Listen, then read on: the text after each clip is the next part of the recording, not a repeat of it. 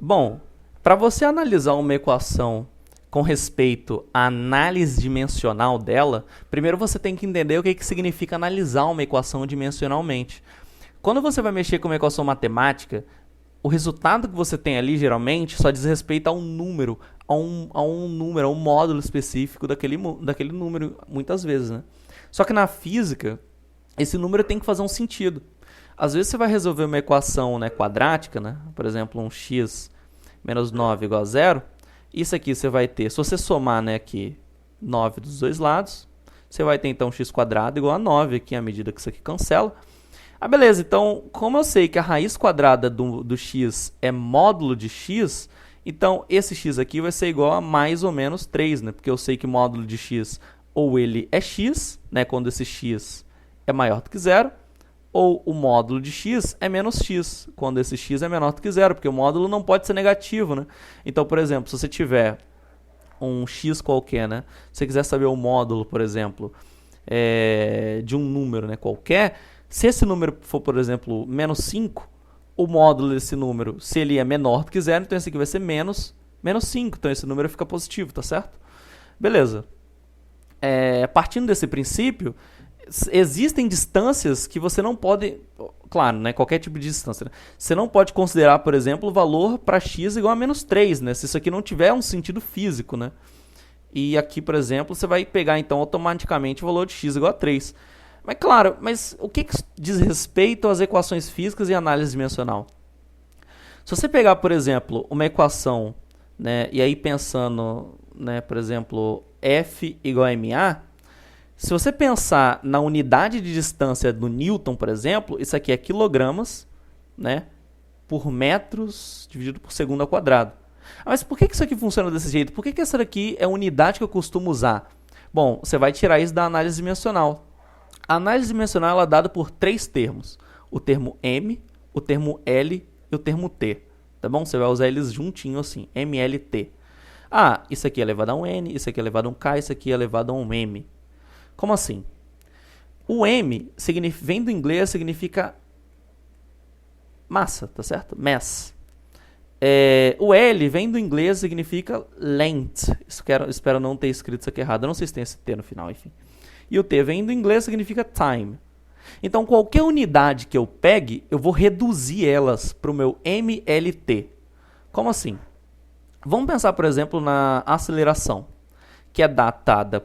Vamos pensar mais simples ainda, na velocidade, que é a variação do espaço em função do tempo.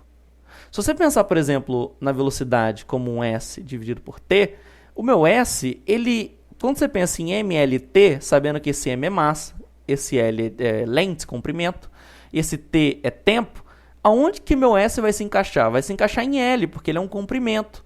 Onde que meu T vai se encaixar? Em T, né? T de tempo. Então, beleza. Então, por exemplo, a minha velocidade, ela vai ser datada por quê? Por L que divide T. Ah, isso aqui também pode ser escrito por L vezes T a menos 1, tá certo? Quando você tem um A elevado a menos 1, isso aqui é 1 sobre A. Tá? Eu posso provar isso aqui em qualquer outro momento. Ah, beleza. Então, partindo desse ponto, qualquer outra equação física ela vai poder ser analisada. Porque agora eu sei, por exemplo, que a velocidade é datada em termos de L vezes T a menos 1. Ah, bacana. Então, e a aceleração, por exemplo? O que é a aceleração? É a variação da velocidade com respeito ao tempo. Ah, bacana. Então, V a aceleração como V dividido por T. Ah, eu sei o que é V, tá bom? O V, ele está aqui. Ele é L vezes T a menos 1. Ah, bacana. Então, isso aqui vai ser L vezes T a menos 1. Tudo isso aqui que divide T, né? E aí existem algumas maneiras de você, antes de você colocar essa análise, algumas coisas que algumas pessoas gostam de fazer. Por exemplo, esse A aqui, você pode escrever ele desse jeito, né? Você está analisando ele dimensionalmente, dividido dessa maneira aqui, tá certo? Deixa eu botar um T minúsculo. E aí você abre para aquela forma lá. Beleza, isso aqui pode ser escrito como, então? L vezes T a menos 1 vezes T a menos 1. Então, você junta esses T's a menos 1 ali. Então, você vai ter um L que multiplica T a menos 2. Ah, então a aceleração é dada por isso daqui, né? Um L vezes um T a menos 2. Tá certo? Ah, então, se você for voltar naquele exemplo primordial que eu tinha dado antes, que aí tratando a respeito... Eita, pera lá. Ah, fiz bobeira aqui. Beleza. Se você for voltar, por exemplo, naquele termo que eu tinha dado antes, né? A respeito da força, a força é dada por M vezes a força resultante do corpo. E aí você pode chegar à força resultante do corpo como uma F1, mais uma F2, mais uma F3, isso aqui até uma Fn. Ah, beleza, então a força resultante é dada, por exemplo, como um somatório, né? Que vai de um Fn, né? Isso quando o I começa em 1, né? Se N começa em 1, e vai ter N termos. Ah, mas isso aqui não é o que eu estou interessado no momento, né? Eu quero saber como é que faz a análise dimensional disso daqui. Beleza. Então, vamos ver aqui, como é que eu vou enxergar, por exemplo, isso? Eu sabendo que a aceleração, a gente viu que isso aqui vai ser L vezes T a menos 2. Ah, bacana, se L vezes T a menos 2 é a minha aceleração, quem que é o meu M? O M é um M, né, de mass. E a minha aceleração é quem? Faz a análise dimensional disso daqui. Vamos voltar aqui. Então, você vai analisar dimensionalmente o seu F, tá certo? Vai analisar dimensionalmente a sua massa e vai analisar dimensionalmente a sua aceleração.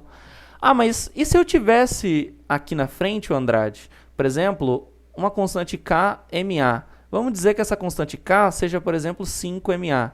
Ah, quando você for fazer a análise dimensional disso daqui, você não vai analisar dimensionalmente, ou claro, você pode tentar colocar aqui, por exemplo, aqui nessa conta dessa forma, tá? Vezes Ma, botar junto aqui, depois eu separo. Esse 5 ele não é considerado, tá? Você zera ele, finge que ele não existe. Zerar não, né? Manda ele para 1, que se zerar vai a equação toda embora. Mas você vai, por exemplo, ignorar que ele existe. Vai continuar analisando dimensionalmente apenas o Ma, tá certo? Isso vai quebrar isso daqui em duas equações. Então isso aqui vai ser um M separado do A aqui dessa forma. Beleza? Tá certo. Então, caso você tenha uma constante, você não vai analisá-la dimensionalmente, porque a constante, ela não é... Você não tem como dimensionar essa constante, tá certo? Então, você não considera para fazer análise dimensional. Ah, beleza. Então, qual que é a dimensão da força? A dimensão da força é o seguinte. Então, isso aqui vai ser a dimensão de massa, que é mzão, vezes a dimensão da aceleração, que a gente viu lá, que é L, vezes o T a menos 2. Então, junta tudo isso aqui. Então, a dimensão de força vai ser mLT a menos 2. Tá certo? Para que serve isso? Quando você tem uma equação que está igualando uma coisa com outra, ela precisa fazer sentido. Então, quando você pega força igual a massa, se você sabe, massa vezes aceleração, se você sabe que força tem dimensão de K vezes M vezes S a menos 2, agora joga isso aqui para a dimensão, né, aplicada lá. Né? Quem que é, por exemplo, aqui, eu botei um K aqui para lá, que é quilogramas, né? Se você sabe, por exemplo, que quilogramas é essa unidade de massa, olha aqui, ela está ali. Se você sabe, por exemplo, que M, né, é a sua unidade de metros, aqui ela está ali no lente, né? Se você sabe que segundos é a sua unidade de tempos, aqui ela está aqui, tá vendo? Então está tudo certinho. Então, quilogramas por massa por segundo a menos 2. Bom, por hoje é só. Espero que tenha gostado. Tchau, tchau.